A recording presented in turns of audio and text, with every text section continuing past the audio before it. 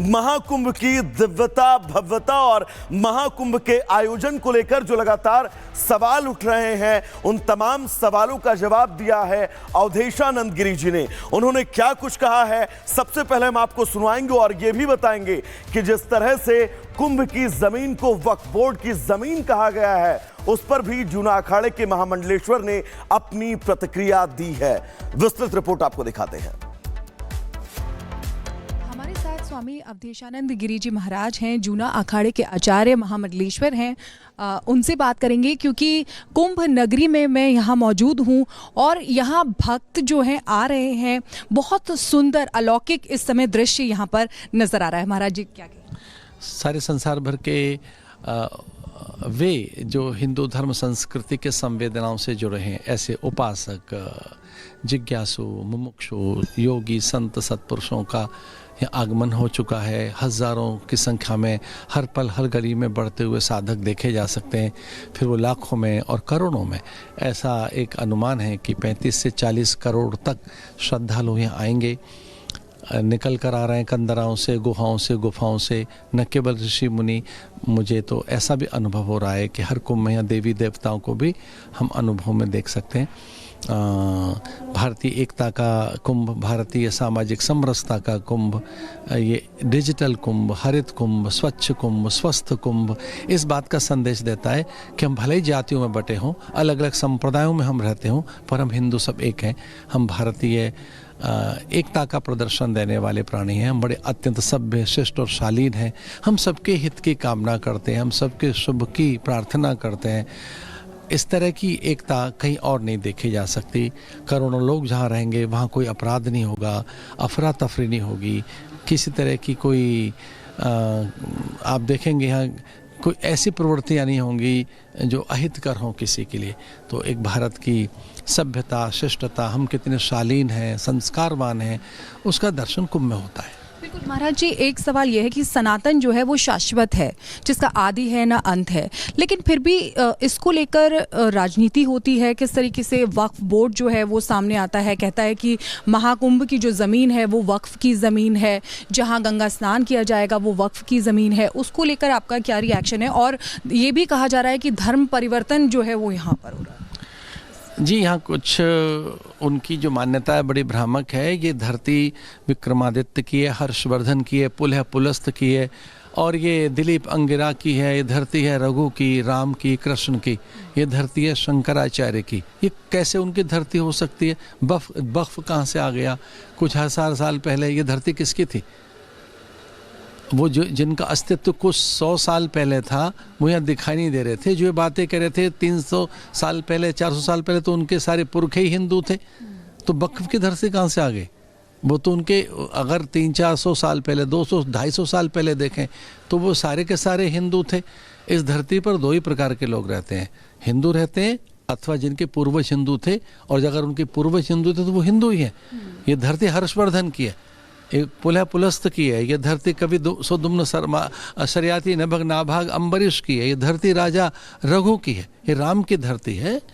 ये धरती है जहाँ सर्वाधिक यज्ञ हुए हैं। शंकराचार्य कुमारिल भट्ट की धरती है।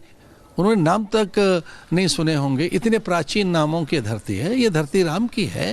राम यहाँ से निकलकर वन में गए हैं। भारद्वाज की धरती है। ये धरती है ललिता राजेश्वरी की। अलोप शंकरी यहाँ की देवी हैं, पैस्वनी यहाँ की देवी हैं, 12 माधव यहाँ रहते हैं। देखा जाए तो इस धरती का मालिक तो वेणी माधव है। तो वेणी माधव की धरती है। बक कहाँ से आ गया? और एक और बात है, कुछ 100 साल पहले सनातनी था पूरी धरती पर। जहाँ उनके पूजा स्थल है वो सनातनियों के हैं। पहले इस पर भी विचार करें। वो 100 साल पुरानी कोई बात उखाड़ रहे हैं, ये कभी थी नहीं उनकी, विचार नहीं किया होगा उन्होंने यहाँ। वो जानते तक नहीं संगम क्या है। पर हजारों साल पीछे लौट कर देखें तो जहाँ से उनके पूजा स्थल निकले हैं वो धरती सनातन की है। वो 100 साल पुरानी बात कर रहे हैं, मैं 1000 साल पुरानी बात कर रहा हूँ। अगर पुरानी बातों में जाएंगे तो फिर मैं और भी पीछे जाऊँगा। तो फिर उनके पूजा स्थल तो मेरे हुए ना।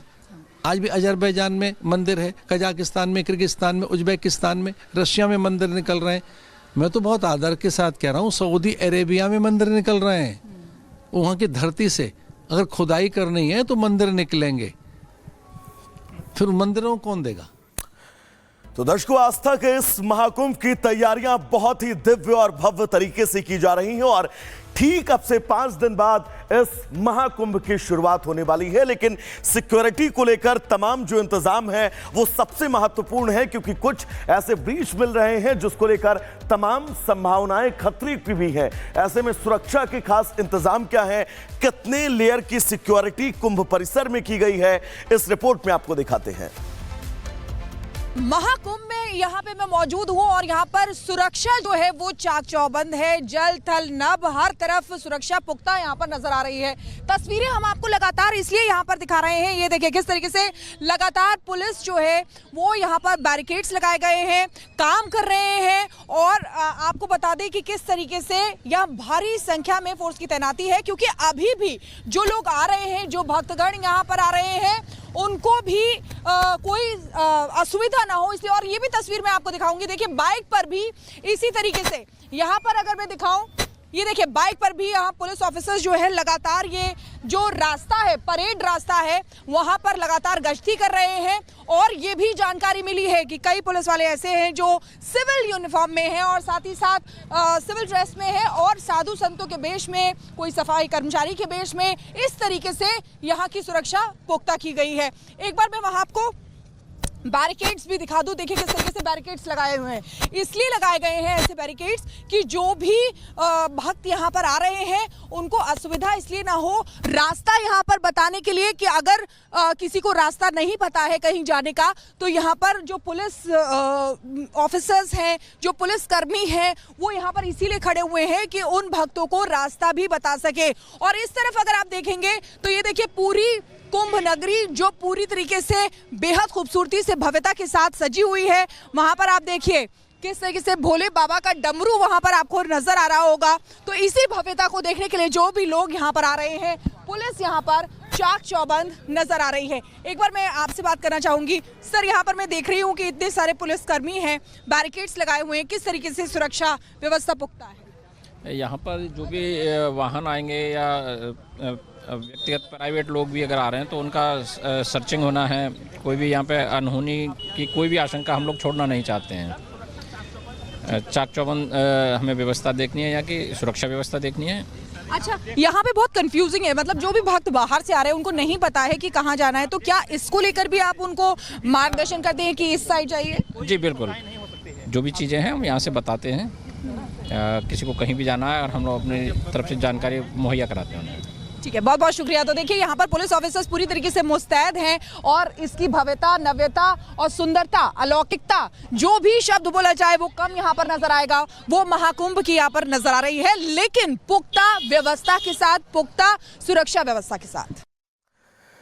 तो कुंभ की दिव्यता और भव्यता से जुड़ी रिपोर्ट शिखा शर्मा की आपने देखी। अब हम आपको कुंभ से जुड़ी कुछ अहम तस्वीरें इस बिग बॉल के जरिए दिखाएंगे। दरअसल ये वो तमाम तस्वीरें हैं जो इस वक्त इलाहाबाद यानी प्रयागराज क्षेत्र से आ रही हैं।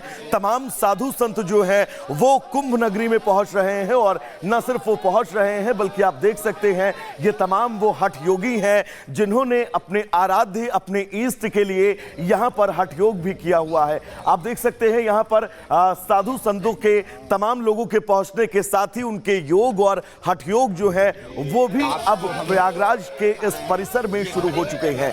ये तस्वीर आपने देखी, अब एक और तस्वीर हम आपको दिखाएंगे। दरअसल आप ये देखिएगा, यहाँ पर ये एम्बेसडर बाबा जो है वो भी अब पहुंच चुके हैं महाकुंभ परिसर में और इनकी आप देखिए